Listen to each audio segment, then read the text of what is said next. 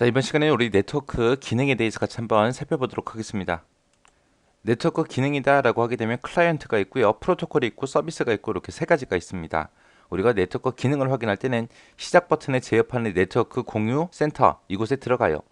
들어가서 이제 어댑터 설정 변경을 선택하고 로컬 영역 네트워크의 바로가기 메뉴에서 속성을 선택해주면 우리가 네트워크 기능을 확인할 수 있습니다.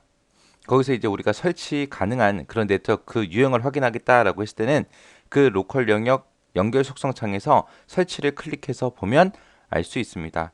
지금처럼 이렇게 로컬 영역 속성이라는 곳에 들어와서 보게 되면 여기에 이제 설치된 그런 항목들이 있어요. 설치된 항목이 있고 내가 여기서 이제 설치라는 버튼을 땡 하고 누르게 되면 지금처럼 내가 추가할 수 있는 네트워크 기능 유형들이 이렇게 나타납니다. 그래서 여기서 추가할 수 있는 게 클라이언트 서비스 프로토콜하고 이렇게 세 가지가 있어요. 자, 그럼 이 세 가지 각각이 뭔지 좀 자세히 좀 살펴보자고요. 자, 첫 번째 이제 클라이언트요. 클라이언트다 그러면 이제 다른 컴퓨터가 됐든 서버에 연결을 해요. 연결해서 거기에 있는 파일이 됐든 프린터가 됐든 이런 것들을 사용할 수 있게 공유 자원을 사용할 수 있게 도와주는 게 우리 클라이언트고요. 서비스다 그러면 그거에 반대예요.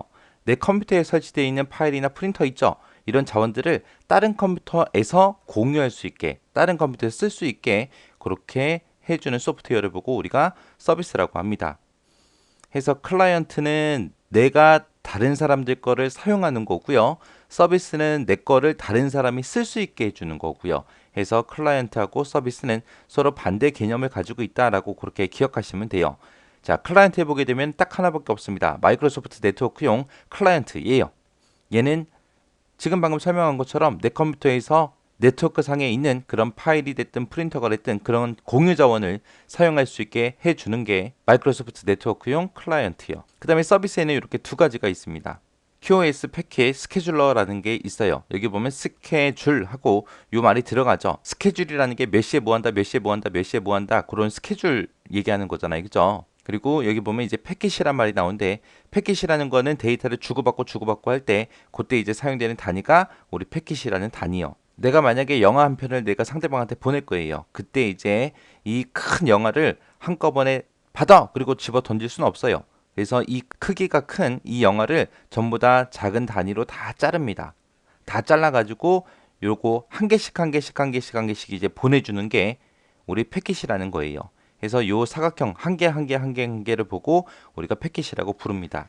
이게 영화라고 봤을 때 영화를 전송할 때 그때 사용되는 그 작은 단위가 패킷이요. 우리가 식당 가서 밥을 먹어요. 밥 먹을 때 밥 한 공기를 내가 시켜요. 그 밥 한 공기가 영화.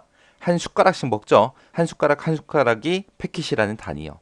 그렇게 해서 데이터를 주고받을 때 패킷 단위로 다 쪼개서 그렇게 이제 데이터를 주고받고 하는데 그때 이제 스케줄러예요. 스케줄을 만들어서 이제 주고받고 하는 거예요. 그래서 만약에 내가 여러 개의 데이터를 가지고 상대방한테 보내줄 거예요. 그럼 패킷 단위로 다 잘라서 보내겠죠. 그때 이제 속도도 생각을 해야 되고요. 우선순위 같은 것도 생각을 해서 데이터를 주고받아야 됩니다. 그런 네트워크 트래픽을 제어하는 그런 일을 제공해 주는 게 우리 QoS 패킷 스케줄러예요. 그 다음에 이제 마이크로소프트 네트워크용 파일 프린터 공유라는 게 있어요. 여기 말 그대로 파일 프린터 공유요. 그래서 다른 컴퓨터에서 내 컴퓨터에 들어있는 파일이 됐든 폴더가 됐든 프린터가 됐든 이런 공유 자원을 사용할 수 있게 남들이 쓸 수 있게 그렇게 도와주는 아이가 얘입니다. 자, 그 다음에 이제 프로토콜이요. 프로토콜이다라고 하게 되면 얘가 우리말로 통신규약이에요. 통신규약. 통신할 때 너랑 나랑 통신할 때 이렇게 하자라고 약속해 놓은 규칙 그런 것들을 보고 우리가 통신규약 프로토콜이라고 합니다. 그래서 서로 다른 컴퓨터 간에 정보를 교환할 수 있게끔 그렇게 해주는 게 우리 통신규약 프로토콜이고요. 만약에 내가 상대방과 내가 데이터를 공유해서 같이 사용하려면 동일한 프로토콜을 사용해야 돼요. 이곳에 보게 되면 크게 네 가지가 있습니다. 첫 번째 거예요. TCP/IP v4, IPv4라는 게 있고, 그 다음에 TCP/IP v6라는 게 있고, 이렇게 두 가지가 있어요. TCP/IP v4 같은 경우는 이제 기본적으로 광역 네트워크 프로토콜이에요. 그래서 다양하게 연결된 그런 네트워크에서 통신할 수 있게 그렇게 도와주는 게 TCP/IP v4고요. TCP/IP v6 같은 경우는 이제 v4가 이제 부족해서 더 확장해서 만들어 놓은 게 v6입니다. 해서 다양하게 연결된 네트워크에서 통신을 제공하는 그런 인터넷 프로토콜의 최신 버전이다. 그게 TCP/IP v6예요. 그 다음에 링크 레이어 토폴로지 디스커버리 매퍼 IO 드라이버예요. 자, 얘는 이제 뭐 해주는 거냐?